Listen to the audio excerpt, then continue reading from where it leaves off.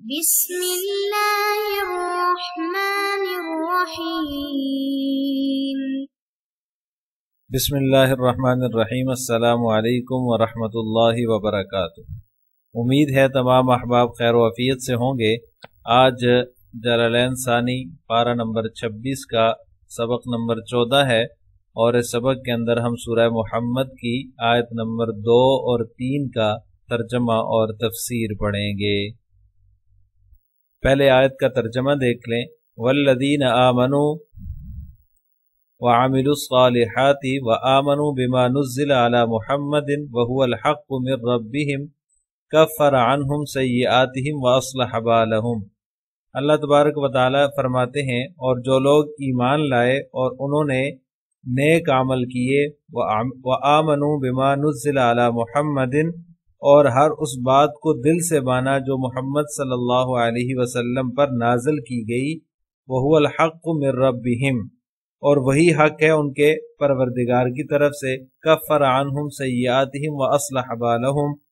اللہ نے ان کی برائیوں کو معاف کر دیا ہے، واصلح بالہم، اور ان کی حالت سنوار دی ہے۔ عزیز طلبہ، اس سے پہلی آیت کے اندر چونکہ کفار کا بیان تھا جو کہ کفر اختیار کرتے ہیں اور لوگوں کو بھی اللہ تعالیٰ کے راستے سے روکتے ہیں، اب والذین آمنوا کے اندر ان کے مقابلے میں مومنین کی حالت کا ذکر ہے، اور ان کے لیے بشارت اور خوشخبری کا ذکر ہے۔ یعنی جو لوگ اللہ تعالیٰ کی وحدانیت پر ایمان لائے اور نیک کام کیے، اور جو کچھ آپ صلی اللہ علیہ وسلم پر نازل ہوا ہے اس پر بھی انہوں نے ایمان لایا، جیسا کہ قرآن کریم ہے اور دیگر تمام احکامات اس سے مراد ہیں، ان سب چیزوں پر ایمان لائے، ہر بات کی تصدیق کی، آپ صلی اللہ علیہ وسلم کی ہر بات کی، اور کسی چیز میں ان کی مخالفت نہیں کی، تو وہو الحق من ربہم، وہی سراپا حق ہے اور اللہ کی طرف سے ہے، کفر عنہم سیئاتہم واصلح بالہم۔ تو ایسے لوگوں کے لیے اللہ تبارک و تعالیٰ نے یہ بشارت سنائی ہے، یہ خوشخبری سنائی ہے کہ اللہ تعالیٰ ان کے گناہ معاف فرما دیں گے، اور دنیا اور آخرت میں ان کے معاملات کو، ان کے احوال کو درست فرما دیں گے۔ وَأَصْلَحَ بَالَهُمْ، یعنی کہ برائیوں کی عادت چھڑا کر اللہ تبارک و تعالیٰ ان کی حالت کو سنوار دیں گے، اور پھر وہ وقتاً فوقتاً جو ہے وہ نیکی کے اندر ترقی کرتے چلے جائیں گے، اور آخرت میں بھی اللہ تبارک و تعالیٰ ان کے جو کوتاہیاں ہیں، جو گناہ ہیں، ان سے درگزر فرما کر ان کی حالت کو بہتر فرمائیں گے، اچھی حالت میں لے جائیں گے۔ اب تفسیر جلالین ملاحظہ ہو۔ والذین آمنوا ای الانصار وغیرہم، آمنو سے کیا مراد ہے اس کی تفسیر بیان فرما دی، یعنی کہ وہ لوگ جو ایمان لائے، کون ایمان لائے؟ انصار اور اس کے علاوہ جو لوگ ہیں جو مسلمان ہوئے ہیں ان کا بیان ہے۔ وعاملوا الصالحات وآمنوا بما نزل علی محمد ای القرآن، یعنی کہ اس پر بھی ایمان لائے جو آپ صلی اللہ علیہ وسلم پر نازل ہوا۔ کیا نازل ہوا؟ یہ نزلہ کا مصداق مصنف نے بیان فرما دیا کہ قرآن نازل ہوا، اس پر بھی ایمان لائے۔ وہو الحق من عند ربہم، اور وہ سراپا حق ہے ان کے رب کی طرف سے، من عند ربہم، عند یہاں پر مصنف نے نکال کر بتا دیا کہ ربہم کے اندر جو رب ہے یہ مضاف الیہ ہے، اس کا مضاف جو ہے وہ محذوف ہے، من عند ربہم۔ کفر عنہم غفر لہم، کفر عنہم کا معنی بیان کر دیا کہ اللہ تبارک و تعالیٰ ان کے سیئات سے درگزر فرما دے گا، یعنی کہ ان کو بخش دے گا، واصلح بالہم، اور ان کی حالت کو درست فرما دے گا، ای حالہم فلا یعصونہ، یعنی کہ بال کا معنی بیان کر دیا کہ بالہم کے اندر جو بالا ہے اس سے مراد حالت ہے، یعنی ان کی حالت کو درست فرما دے گا۔ کیسے درست فرما دے گا؟ فلا یعصونہ، تو وہ گناہ نہیں کریں گے، یعنی گناہوں کی عادت اللہ تبارک و تعالیٰ ان سے چھڑا دیں گے۔ عزیز طلبہ، یہاں مفسرین نے اس بات پر کلام کیا ہے کہ آمنوا وعملوا الصالحات کے اندر جو ہے وہ بنیادی بات آ گئی تھی، اس کے بعد پھر اللہ تبارک و تعالیٰ نے وآمنوا بما نزل علی محمد کا ذکر کیا ہے، تو یہ دوبارہ وآمنوا بما نزل علی محمد کیوں اللہ تبارک و تعالیٰ نے ذکر کیا، اس کی کیا وجہ ہے؟ اس کو دوبارہ ذکر کرنے میں تخصیص بعد تعمیم تو ہے ہی، یعنی کہ پہلے عمومی تعلیمات کا ذکر کیا اور اس کے بعد پھر جو ہے وہ آپ صلی اللہ علیہ وسلم پر جو نازل ہوا یعنی کہ قرآن کریم اور اس کے احکامات کو لا کر تخصیص فرما دی۔ لیکن اس کے اندر مفسرین فرماتے ہیں کہ ایک اور فائدہ بھی ہے جو اس کی اہمیت کو اور اس کے محتم بشان ہونے کو ظاہر کرتا ہے کہ اگر کوئی شخص توحید کا قائل ہو اور انبیاء سابقین پر ایمان بھی لے آئے تو اس کے ایمان کا کوئی اعتبار نہیں ہے جب تک وہ آپ صلی اللہ علیہ وسلم کی نبوت اور رسالت کو نہ مان لے، اور جو کچھ آپ صلی اللہ علیہ وسلم لے کر آئے ہیں ان پر وہ عمل پیرا نہ ہو جائے۔ تو اس وجہ سے وَآمَنُوا بِمَا نُزِّلَ عَلَى محمد کو دوبارہ اللہ تبارک و تعالیٰ نے ذکر کیا ہے۔ اس کی وجہ یہ ہے، اس تصریح کی ضرورت اس لیے پیش آئی کیونکہ جب آپ صلی اللہ علیہ وسلم نے ہجرت فرمائی مکہ سے مدینہ کی طرف، تو مدینہ طیبہ کے اندر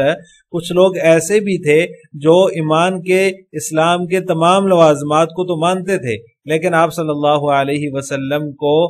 کی رسالت کو تسلیم نہیں کرتے تھے۔ اس وجہ سے وَآمَنُوا بِمَا نُزِّلَ عَلَى محمد، اللہ تبارک و تعالیٰ نے فرمایا کہ اگر تم ساری چیزوں کو مان لو، توحید کے قائل ہو جاؤ، انبیاء سابقین کو مان لو، لیکن جب تک آپ صلی اللہ علیہ وسلم کی رسالت پر ایمان نہیں لاؤ گے تو اس وقت تک تمہاری ان چیزوں کو ماننے کا، توحید کے لوازمات کے قائل ہونے کا کوئی فائدہ نہیں ہے۔ اسی لیے اللہ تبارک و تعالیٰ نے آمنوا وعملوا الصالحات کے بعد وآمنوا بما نزل علی محمد کو ذکر فرمایا ہے۔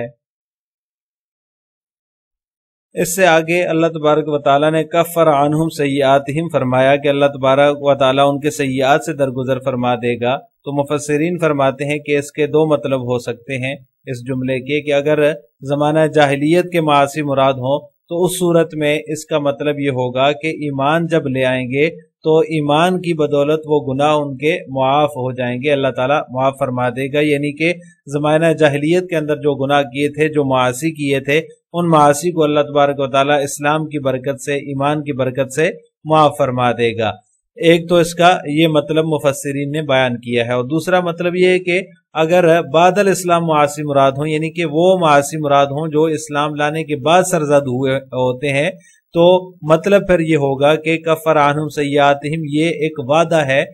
معاصی کے معاف کرنے کا، یعنی کہ اللہ تبارک و تعالی ان کے معاصی کو قیامت کے دن معاف فرما دے گا۔ آگے فرمایا وَأَصْلَحَ بَالَهُمْ، اصلح بالہم کے اندر جو بالہم ہے، بال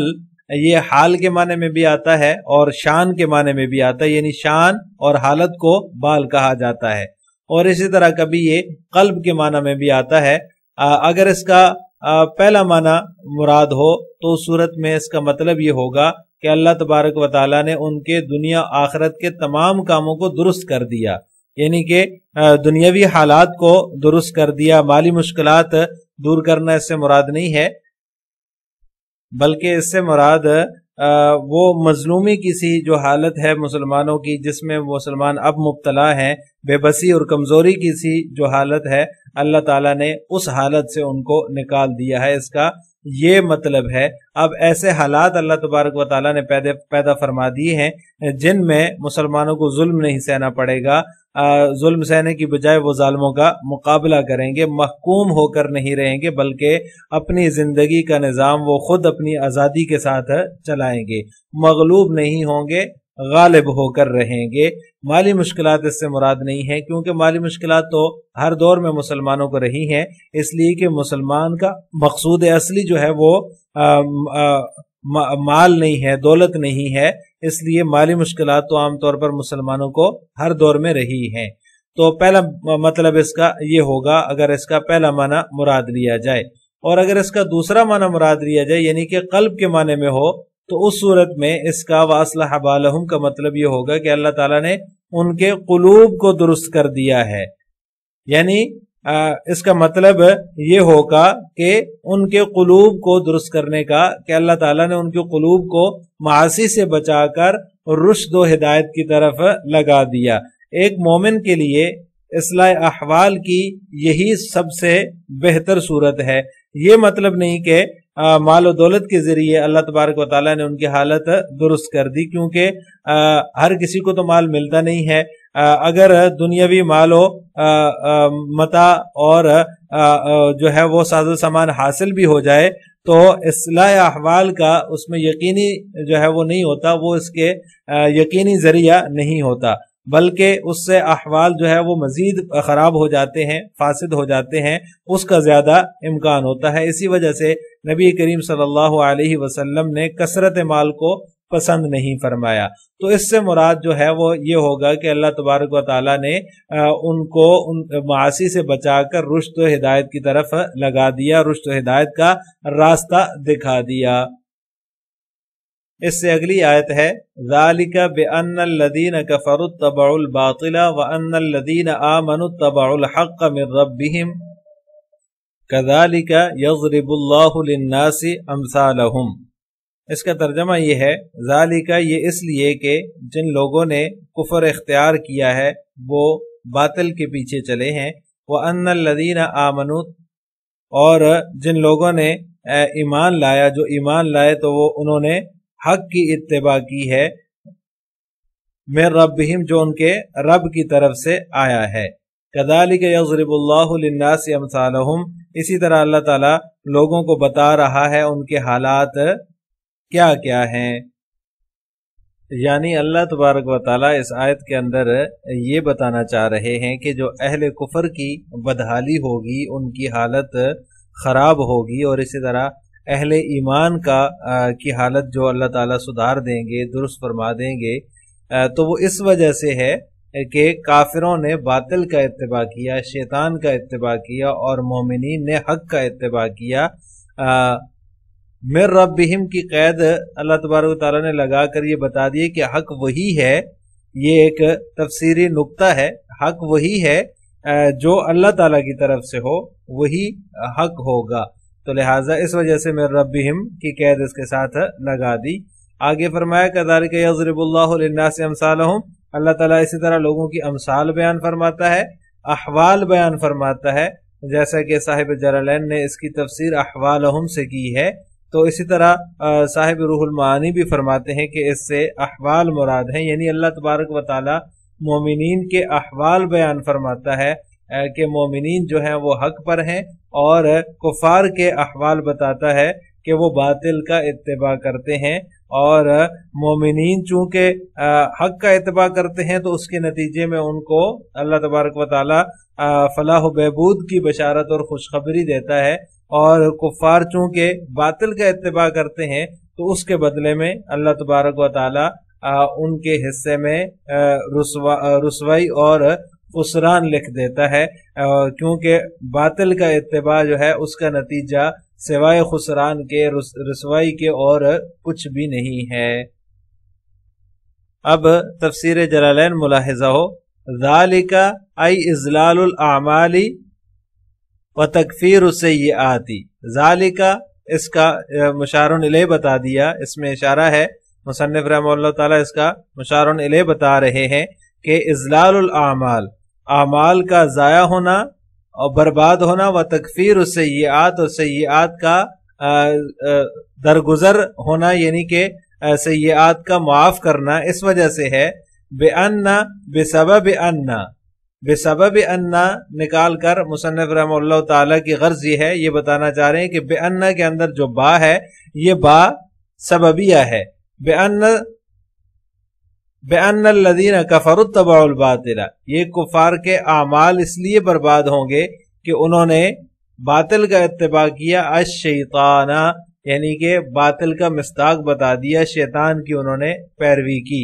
व अन्नल लदीन आमनु तबउल हक़्क़, और वो लोग जो ईमान लाए और उन्होंने हक का इत्तिबा किया, अल कुरआन, यानी कि हक की तफसीर कुरआन से मुसन्निफ ने बयान फरमाई है, मिर रब्बिहिम, जो उनके रब की तरफ से आया है। कज़ालिका आई मिस्लु ज़ालिकल बयानी, इसी तरह, यानी जिस तरह अल्लाह तबारक व तआला ये बयान